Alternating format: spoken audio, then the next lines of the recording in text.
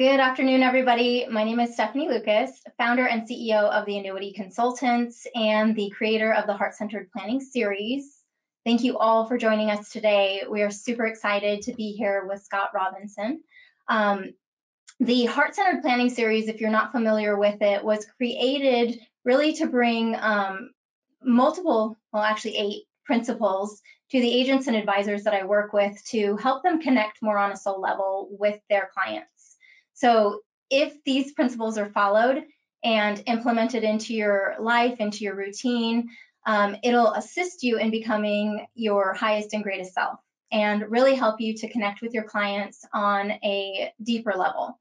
So this is the 4th in the series for season 2, and we're going to be talking about leading with your heart. And really, these principles that we are teaching are to assist in connecting with your client in a way that can help you make unbiased recommendations when you're working with them in the planning process. So again, if you guys aren't familiar with what my company does, although these principles are relevant to all industries and whatever you do out there in the world, I've created it for the insurance and financial space. So I'm an FMO. We work on the annuities, life insurance, asset-based long-term care, and DI side. So any of those products, if you're out there and you haven't worked with us, definitely get in contact with me and talk about what we can do to help you with that. Housekeeping tips. One thing that we would love for you to do is ask questions. We really want you to, help us dive deeper into this topic. So ask anything that you feel is relevant to what we're talking about, and you can type it in the chat. There's a question drop down there on the right-hand side, and as we're going through the presentation, Allison will be reading those questions to us. So Allison usually is here in the studio with us, but today she is at her home office, so she'll just chime in. She will not be on video. And then if you want to make it private, you can. Otherwise, she'll say who the questions came from.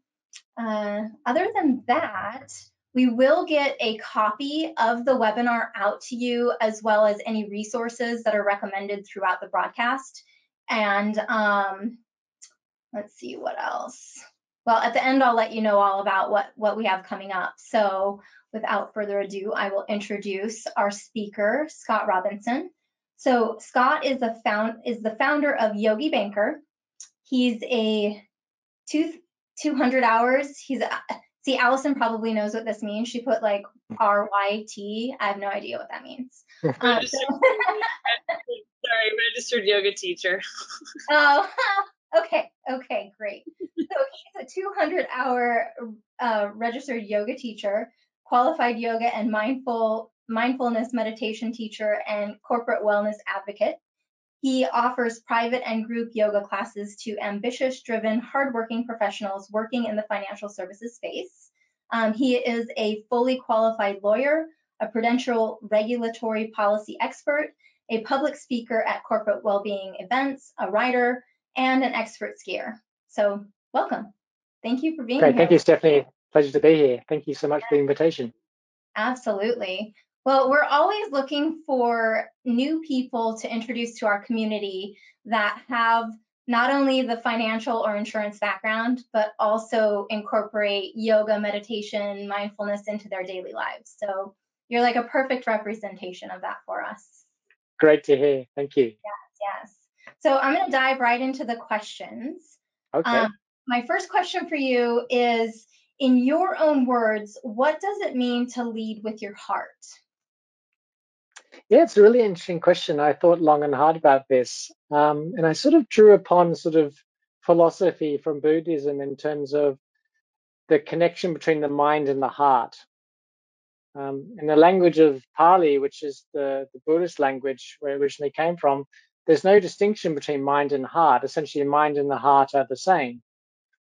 So when I think about the mind and the heart, immediately mindfulness comes to as part of the whole process of being heart-driven and heart-led. The way we engage with others, we're very mindful, we're courteous, we're compassionate, we lead with integrity. So in other words, it's all about actually being very conscientious of others and the way we deal with each other. I think also, secondly speaking, there's an aspect of truth. What is Yeah. your truth? Yeah. And, you know, how do you go about your day, and what is your passion? Yeah. What are your clients drawn towards? And if you're very passionate about what you do, then in effect, actually, people are going to gravitate towards you and going to follow you. You know, leadership to some extent is about being authentic and in effect embodying what you do. Yeah. So in the area of well-being, for example, I think in effect it's important that leaders embody well-being to encourage others to do the same too. So if you're passionate about something, which is very heart-driven, then in effect you're likely to influence and bring about change in the industry. So for me, it's a couple of things, but mindfulness and being truthful and being very passionate about what you do is how I would sort of summarize being heart-driven. I love that. I love that. And would you say that there's like a level of awareness that has to come in order to be that way? Yeah, I think so. I think if we think about mindfulness, there's two aspects to that. To mindfulness, the way we like to think about, there's the awareness that comes with being mindful, then there's an attitude associated with that. So self-awareness is the important first start. If you're not Yeah. aware of your own behaviors, your own thoughts and feelings, then in effect you're not be able to bring about change. So awareness and being very conscientious of your impact and how you lead is vital Yeah. in the corporate scene. Yeah. I would agree with that for sure. I've definitely had times in my life where I was more ego driven and not at all heart centered. So Absolutely. I think awareness of your ego and the limiting nature of that self. We all have an ego. You know, sometimes in spiritual texts is talking about, you know, breaking down the ego and dissolving the ego. And that may have a part to play in various ascetic settings insofar as, you know, living in a monastery and so forth. But we don't live like that in the modern world. We live in a modern cities and modern corporations and modern ways of doing things. We have an ego, and if we integrate the ego within the self, then actually then that can be a vehicle for positive change too. I think we're all proud of what we do. I yes. think in effect, actually, if we use the ego in a positive sense, then in effect, actually, we can improve our overall levels of well-being. Yeah. And then in effect, the heart and the ego and the mind become all melded to one. Yes. Yeah. I don't think it's like getting rid of the ego. It's literally like bringing them together. So yeah. Absolutely. It's about integration. Absolutely. All right. So can you share about your career path in financial services and how you came to where you are today? Really good question, Stephanie. So my journey started 20 years ago last week, where I came to the UK originally on a working holiday.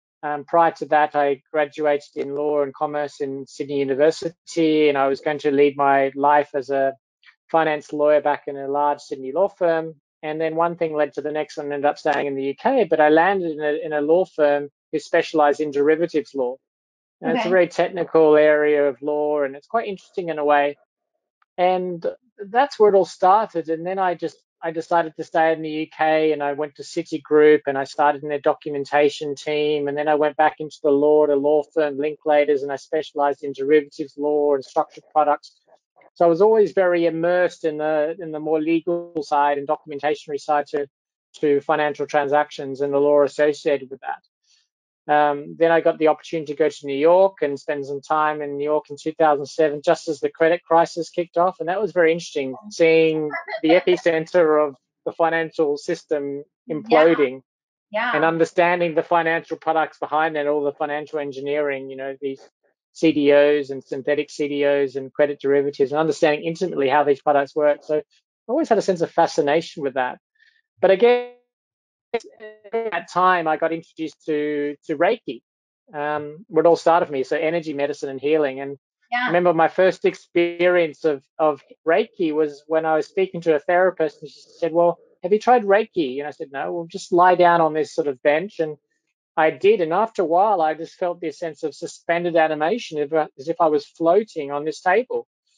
And I was like, this massage bed, and I was like, well, I can't feel my body, but I know I'm here. And it was the most surreal experience. And I came out going, wow, that's wonderful. I've got to experience this again as a healing modality. And then I was fortunately introduced to a very wise gentleman, unfortunately no longer here with us anymore, who introduced me to meditation in the more spiritual sense, where yoga came from, and the teachings of Paramahansa Yogananda, autobiography of a yogi. And that really got me interested and curious about the more spiritual side of meditation, and this connection to God or higher self or this higher sense of energy or power.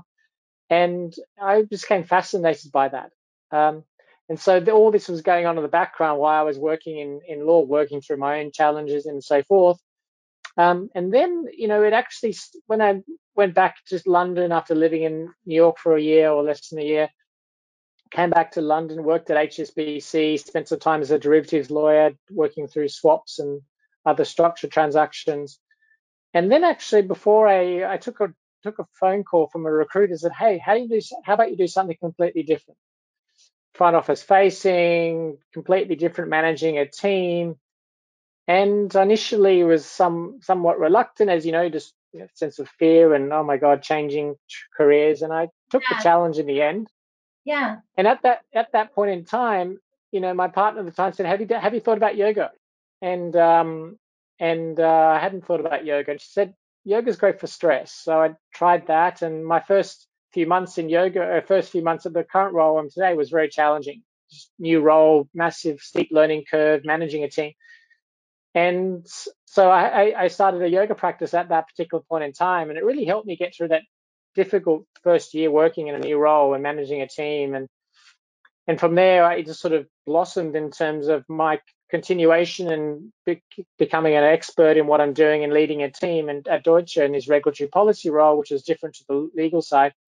And then I became a yoga teacher, and now I bring both together in both hats, in both roles within the organization. that's so cool. So you're with Deutsche Bank now. I'm with Deutsche Bank now, yes. Yeah, and so you've been able to implement this into helping people that work for the bank. Yes, so one of the things when I came back, Stephanie, when I completed my yoga teacher training, I wanted to share what I learned with my colleagues in terms of teaching yoga. And initially, I started hiring a space not quite close to where we're working, and I started a regular group every Friday morning, and that sort of continued for about a year or so. And then I was given a permission to actually lead classes on site together with another colleague, Yeah, because the bank was really focused on well-being and wanted to embody well-being and others leading classes. So myself and another lady teacher, we organized classes and started the bank's first ever employee-led yoga program last year. And that's continued throughout the pandemic online, and all proceeds received going towards charity. I think we've raised almost £10,000 now to wow. charity in yoga classes. So we've done really well, really, very pleasing. It's really a great way of giving back. Yeah, that's awesome. And I'm sure that it has helped morale. Like it has helped people through a lot more than just a stressful job. It's like helping them in their lives. Completely, yeah. I think the important part during the pandemic has obviously been a focus on well-being. Yeah, People working from home time predominantly, if not all the time, and yeah, giving people that option to practice yoga and help them manage that period. yeah. Also, I didn't mention that in 2019 I took meditation teacher training with a lady called Cindy Lee from New York. She's from New York, yeah. And then I came back and I was like, okay, this stuff is really great. I've got to bring this back to the bank. And then I Yeah, was fortunate enough that there were some people in New York doing some mindfulness stuff, and then I was like, okay, I'm going to do this in the UK. And a lady of mine said, oh, well, let's call it Mindfulness Mondays. And it started off as a small group, and then suddenly it became like the UK and Ireland's meditation channel every Monday. And then we start during the pandemic increased another session to Wednesdays. So suddenly I'm leading mindfulness classes every Monday and Wednesday, and I'm doing yoga Tuesday. I was doing Thursday chair yoga and Friday yin. So I was like, wow, I'm fully embodying well-being as part of my role, although not being paid for that. But that's something I just volunteered my time and love doing, as well yeah, as my day job, which the bank fully supported. that's awesome. And I think too, with the pandemic happening, it really did allow people the time to Mm. incorporate things. you know? Yeah, no, definitely. I think, obviously the time not having to rush to get to a yoga studio after being at work, they could simply just go online with the mindfulness sessions, not having to rush around to find a meeting room where the meditation was being held. They could simply just dial in.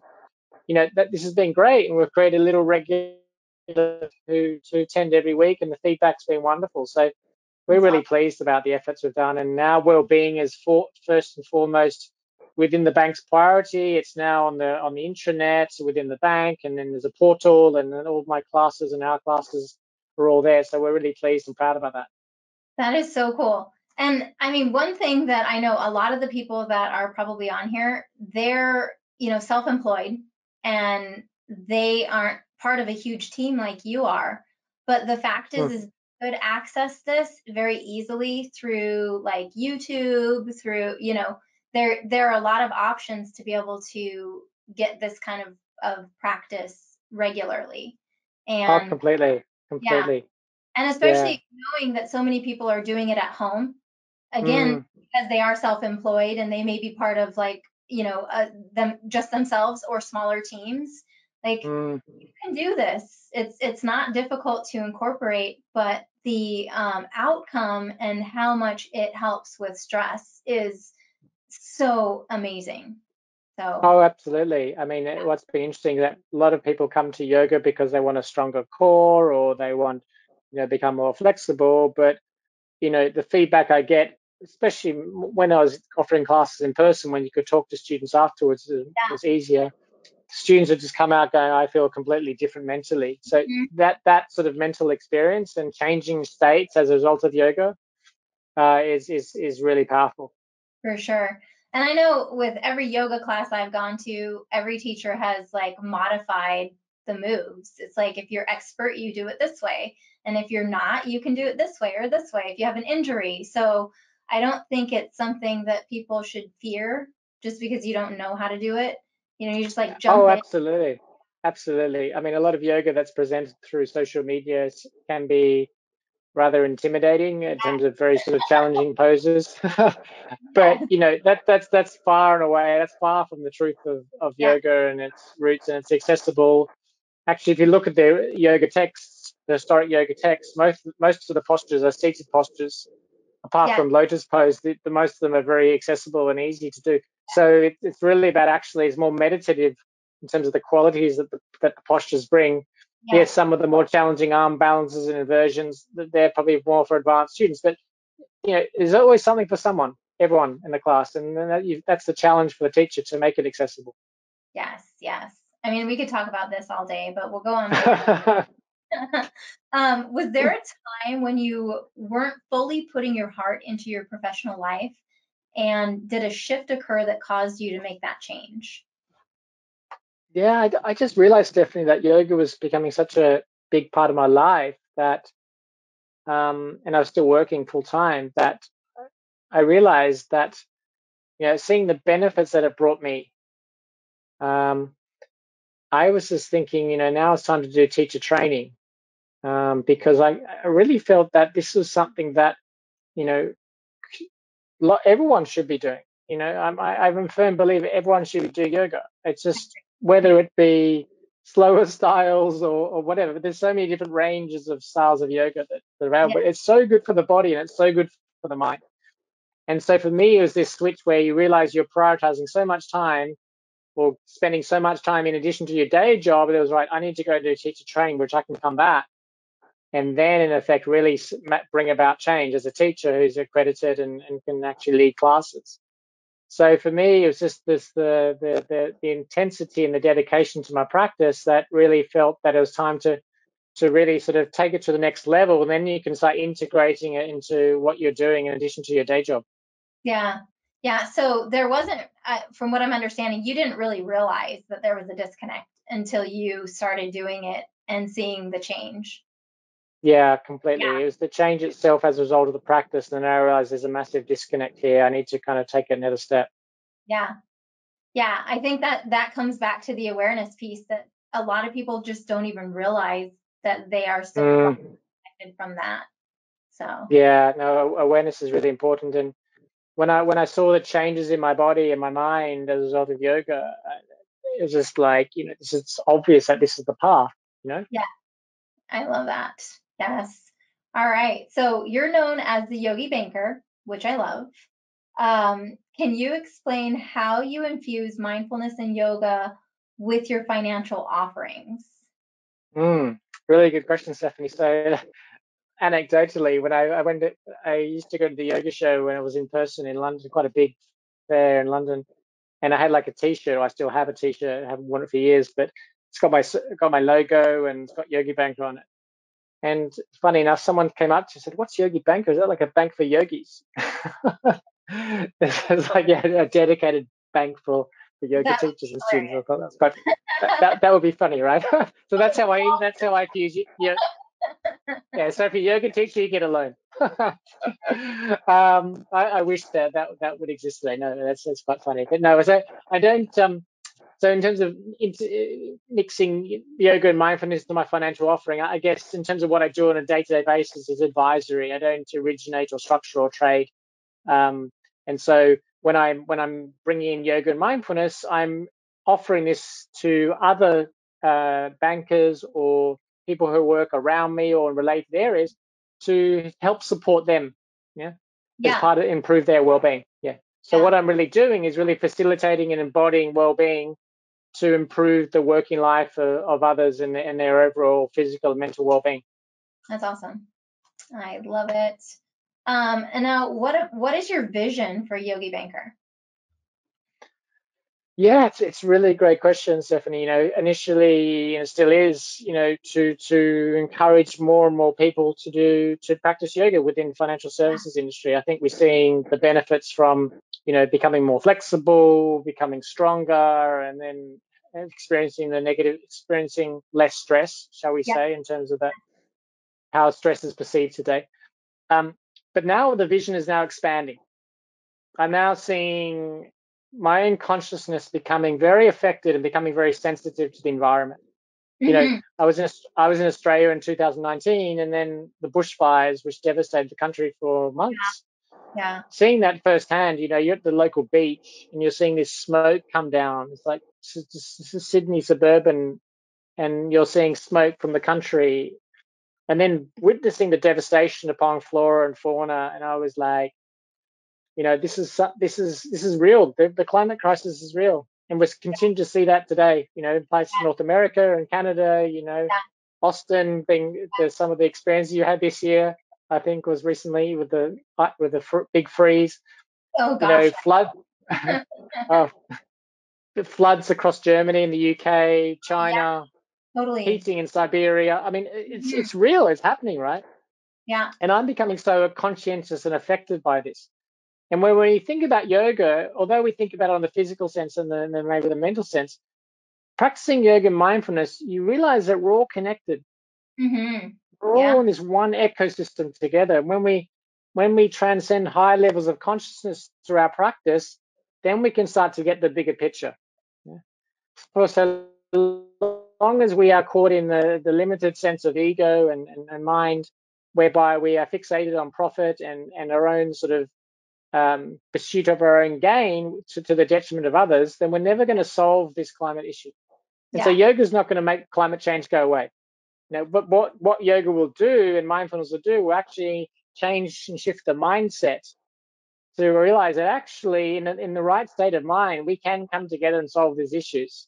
We saw Absolutely. that with COVID to some extent, but if we can start actually thinking about the environment collectively, nations thinking together rather than separately, realizing that our identity is shared rather than this idea of separation between each other. Um, this is where I think you can start seeing real change, and it has to happen. It just has to happen. We're reaching that critical breaking point now. Yeah, we So really if are. we can encourage people in their bodies and minds to feel good about their minds, to be more conscientious, to be more sensitive, to Hmm. realize that we're all connected, that the world we share is all common and the resources, and understanding all this and understand the philosophy behind that and in your body, then in effect, actually, we can really do something that we need to. So this is my vision, to really start integrating yoga within the financial service industry, start directing some of the resources that it's needed to dedicate towards more sustainable investments. Yeah, and there are a couple points I want to make here. One is I think that as you become more conscious, your spending habits become more conscious, right?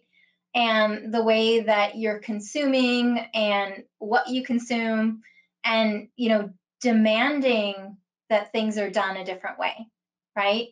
And another thing is I see with, and I talk about millennials quite a bit because they are going to inherit more than any generation ever has. And a lot of them that I have talked to are a lot more conscious about what is happening to the earth.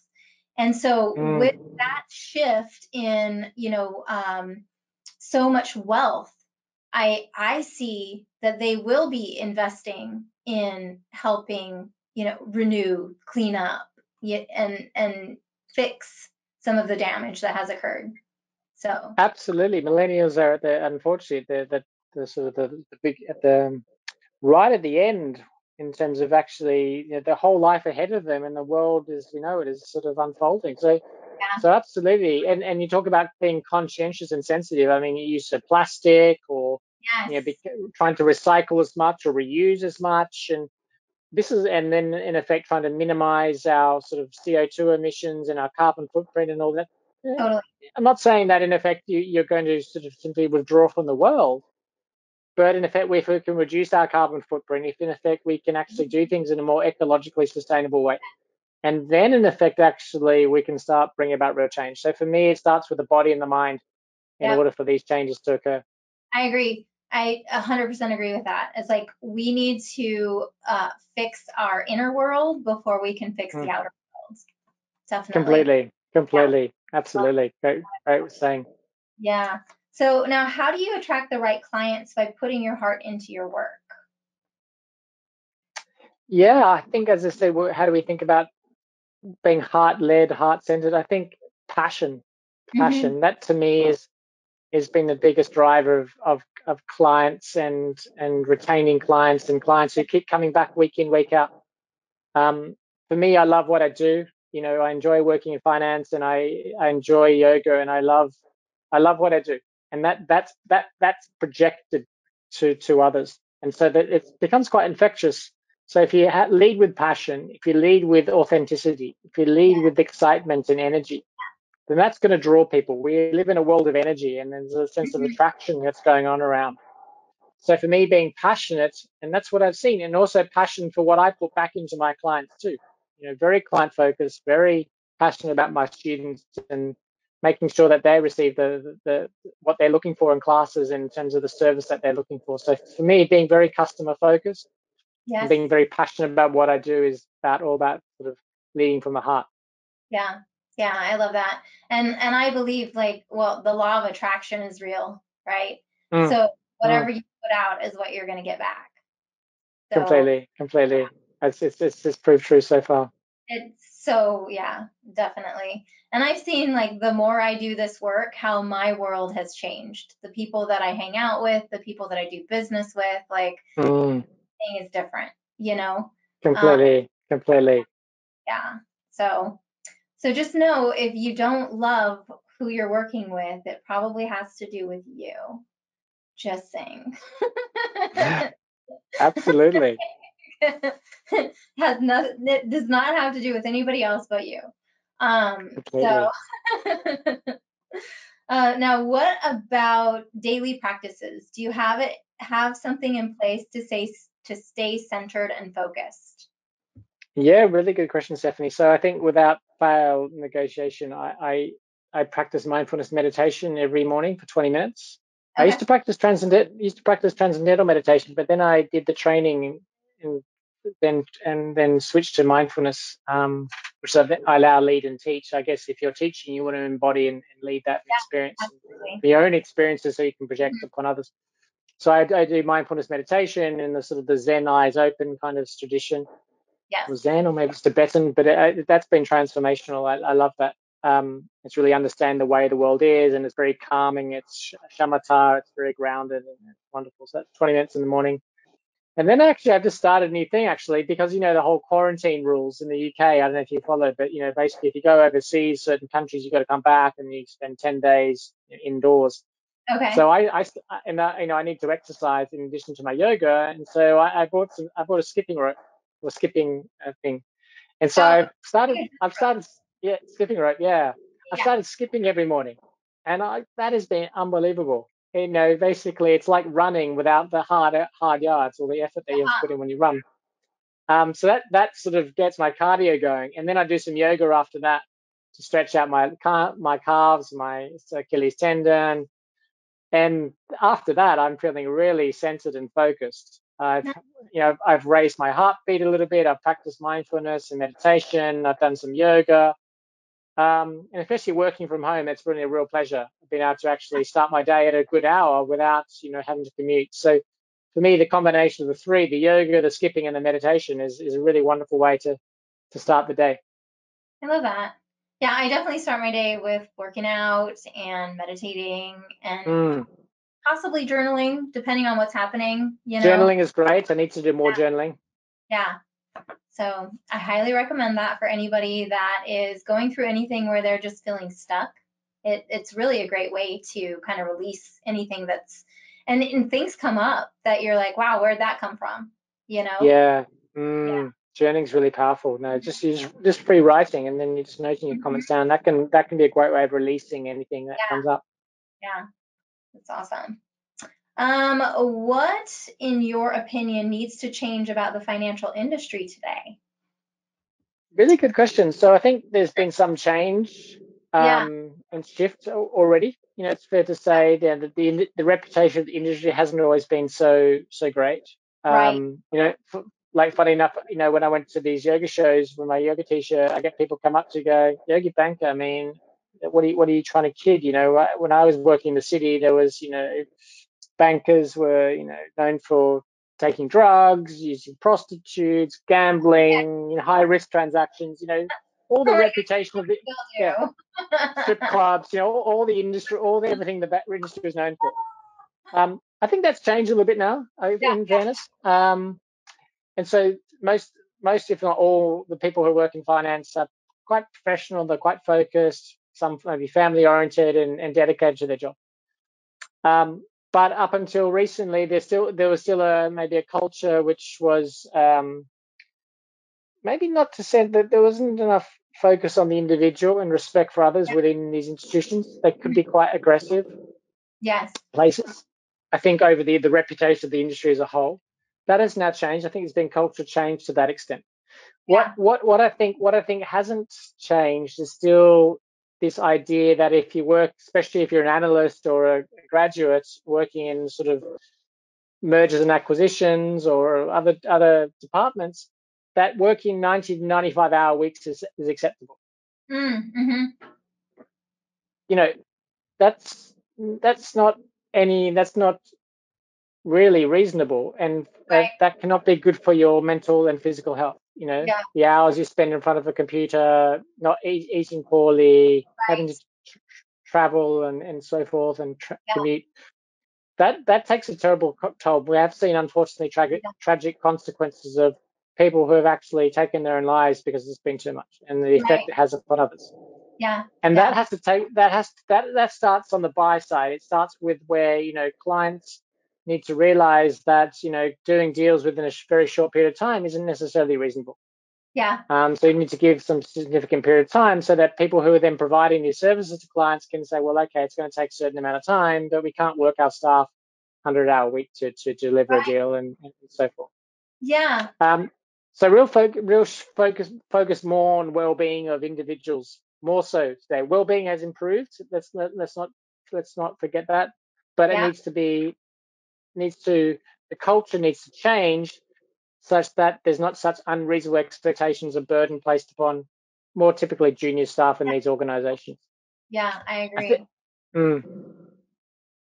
and I think also what else needs to change. I think, again, this goes back to my vision, and again, it's more kind of long term, and it's a structural thing that essentially, if you look at the amount of money that's required for the industry to meet the UN Sustainable Development Goals by 2030, it's Yeah. like $100 trillion. It's like that was estimated in 2018.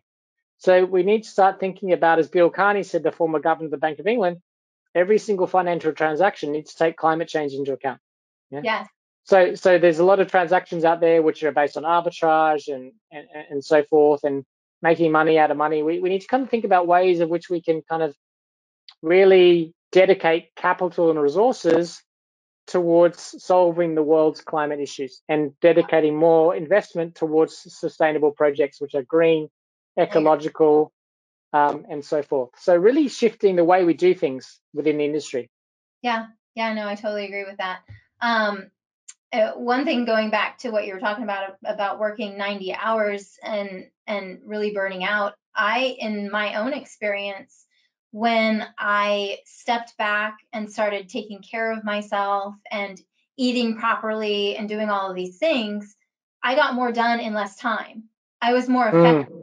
I was more efficient, right? And less mistakes were made. And so it's like, when you're not taking care of your body and you're not feeding yourself right, you're not in the right headspace to be doing the things that we do. And in this industry, we're doing really important things. You know, it's a real disservice to your client if you're not taking care of yourself.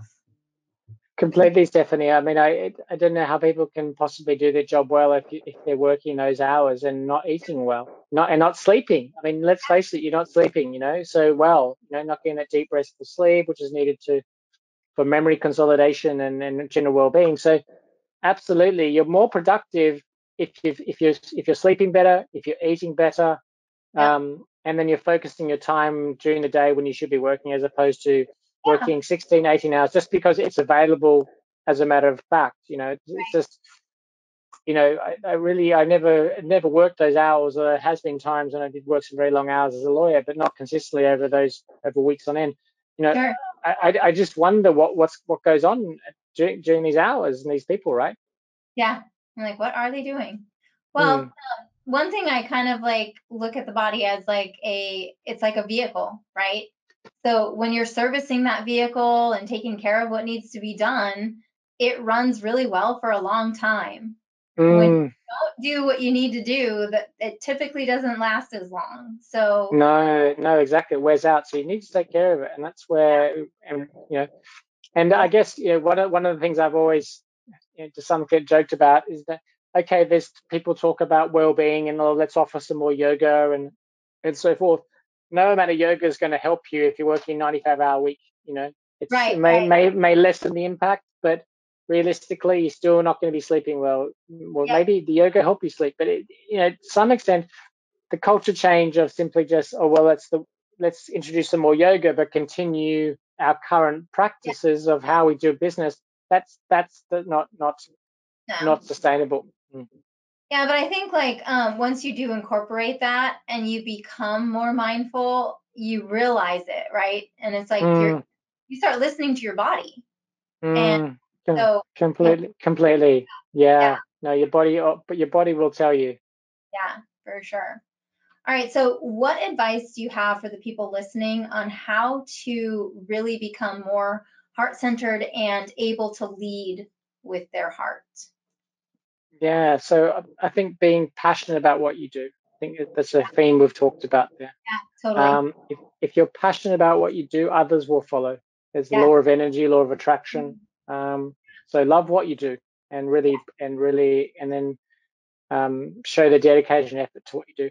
And then on the well-being side, embody things. So lead by example. This is why we need leaders like what you're doing to actually show to others that actually there's a different way. Yes. And how that can make you feel good. What I've been thinking about recently is this idea of love and heart are intimately connected. Yeah? And love is infectious. Yeah. So to some extent, love what you do, lead with what you're doing, embody what you do, and others will follow. Yeah, I couldn't agree more. It's really interesting because I have conversations constantly with people in this industry, and I don't know what the percentage is, but there's a high percentage of people that are like, I'm doing it because I need to pay my bills, or I'm doing it because I want money. And that's absolutely the wrong reason to do anything, right? And Mm. I've actually had quite a few conversations with people in the last year and a half since I started doing this, that they realized that they were making really great money. They love taking care of their clients, but they don't love this industry, and they have gone in a different direction because they've been doing their work and they've become more aware, and they've been incorporating what they're learning in their yoga and meditation practice, and they're like, this is not my purpose. I don't love doing this, and I'm not going to do it. And so they're pursuing other careers, which the ones that I have talked to, it's like they're pursuing careers in different healing modalities, which is Completely. really cool. And I can relate our industry to a form of healing, right? Because we're helping people Mm. with one of the most important things that they have, right? And Mm. with their money and protecting them and their families. And so, having somebody who is a healer that is in this industry and doesn't realize that this is not really what they want to be doing, it doesn't surprise me. So, Completely, yeah, completely, and I think also, just to add to that, Stephanie, in terms of the colleagues and people within the industry going out with the yoga and meditation and finding a different purpose and meaning. What I've noticed with my own well-being is that how I feel about my day job often is related to how I feel in my body and my yeah, mind. totally. Yeah. Yeah, So if I start my day with my yoga and my skipping and my mindfulness, especially the skipping and the yoga, because yeah, I get the sense of endorphins flowing and so forth. I start to feel good within my body, and then the work starts to flow, and the mind starts to flow, and everything starts just to flow, and I feel good about what I do. If I'm feeling tired, not slept, haven't been taking care of myself, I tend to reject or tend to not enjoy or not like what I do. yeah, So there's a strong correlation I find between your own well-being and how you feel about your job. for So sure. prioritize your well-being to really, in effect, change your relationship with your job. Yes, yes, absolutely. And I Mm. have found too, like when I have really good days and I'm very happy and everything feels really Mm. good in my world, then I get more business, you know? Completely, completely, People want to do business with you. Like nobody wants to do totally. business with somebody who's grumpy.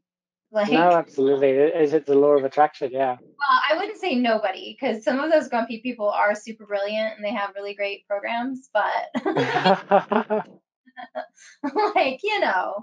I Totally. but yeah. So as far as daily routines and practices that you have in place, I feel like that's the same question that we already asked. It got on here twice. So we talked about that. What about a gift? So everybody that we have on here has some Mm. kind of gift for the audience. So what have you brought today? So I think my gift that I have is that, you know, there are people who are immersed in the yoga world, and there are people who are immersed in the financial world. Having sort of two hats and be able to effortlessly blend and effortlessly switch. Yeah. You and I could have a conversation about finance like that. Yes. We could talk about annuities, we could talk about bonds, we could talk about swaps, and then that to me is a gift to some extent. Having that kind of knowledge and ability to switch and change perspective and change what I'm talking about, and Yes. um, at will. But I think also in terms of my gift, what I've noticed, the feedback I have is that when I'm leading meditation, I have a very calm, soothing voice, and that comes across, and people find that very relaxing to listen to my guided meditations. So I think I really value my voice as a gift, and we relate to each other through our voices. So when I project my voice and when I'm leading sessions, people find that very calming, and I find it. I'm like, well, when I listen to other meditations and other teachers, I don't necessarily get that feeling. So I think to some extent, a soothing, calming voice is a gift which I'm pleased to share. Awesome. So, do you have meditations on your site that we can share with the audience, or where do we locate those? Geez, I wish I did have meditations on my site. I don't have meditations on my site. I need to start recording them, I must admit. Yes. Well, I've started recording mine because when we do our yoga sessions, I lead a 10-minute meditation for whatever chakra we're doing. Oh, So nice. I don't Yes. have I mean, I lead it. anywhere yet, but I yeah, lead every yoga session with a meditation, but I haven't got any. I must do that. Yeah. yeah. All right. What about other resources that you want to share with the audience? Any other last thoughts? Anything that you would love to let us know about? So I think the most important point of well-being is consistency. Yeah. So if you want to start a meditation habit, it's important about you can have some way of being accountable, even just on a very informal basis. So there's a great app out there. It's called Insight Timer. Oh yes, I use Uh, that one time. so that has a timer on there, Mm-hmm. and then it also has a daily tracker, so you know in effect how many consecutive days. And Yeah. working in finance, you tend to be competitive with yourself, and you can sort of Yeah. give yourself a cracker. You can sort of congratulate yourself when you've hit 10 days, 20 days, 30 days. During the pandemic, last year I hit 100 days straight. I was Yes. quite proud of that. I do it every day, but sometimes I miss out for whatever reason, traveling, whatever. But I hit 100 days straight, so I was quite pleased about that. So Insight Time is a wonderful resource.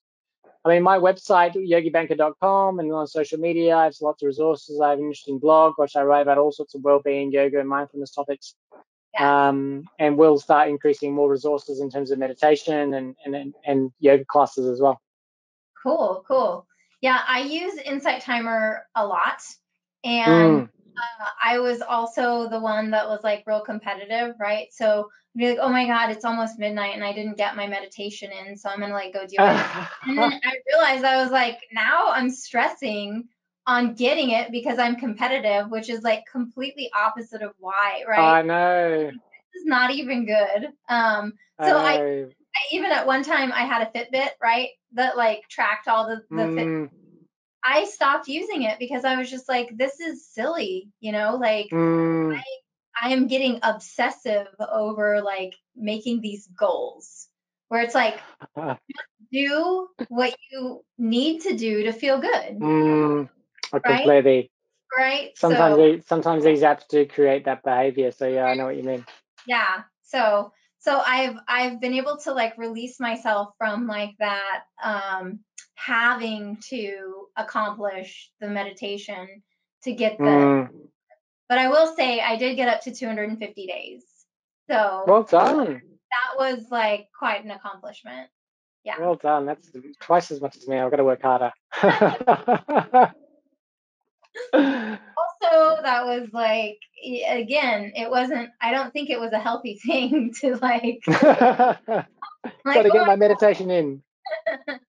so what I'm saying is like too much of a good thing sometimes isn't for you. Completely. Yeah. It's all about balance and moderation. I agree. Well, I really appreciate you being here and sharing with us. It's been an absolute pleasure. Oh, your pleasure, Stephanie. Thank you so much. I've really enjoyed it. Thanks again for the opportunity to come and speak and talk about my project. Yeah, absolutely. We'll be sharing your information with everybody. They'll be getting an email with the recording and a link to your website. I know you offer online classes, which is I cool. do offer online classes, Yeah, absolutely, every day. So yeah, most days, absolutely. that's awesome. And then do you have pre-recorded stuff that people can access?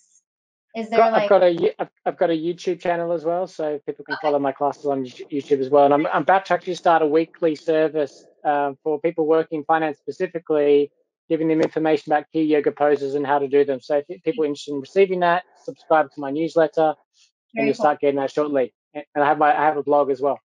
Awesome. Well, we'll make sure that we get all those links out to everybody. That's great. With that, thank you all for joining us for this session today. We really appreciate it, and we hope you found it valuable. We've got a couple of things coming up in the next few weeks. You can join us for our virtual yoga event coming up on August 4th, which is next Wednesday at 6 Central. We will live broadcast from That's What She Said. That is my yoga meditation studio in the back of my property. our lovely Allison will be guiding us through about 30 minutes of yoga, and then I'll guide us through about 10 minutes of meditation. And again, it's free. It's for industry people that would like to incorporate more mindfulness into their daily routine. And then we will be having our next heart-centered planning webinar on August 24th with Robin Hanover.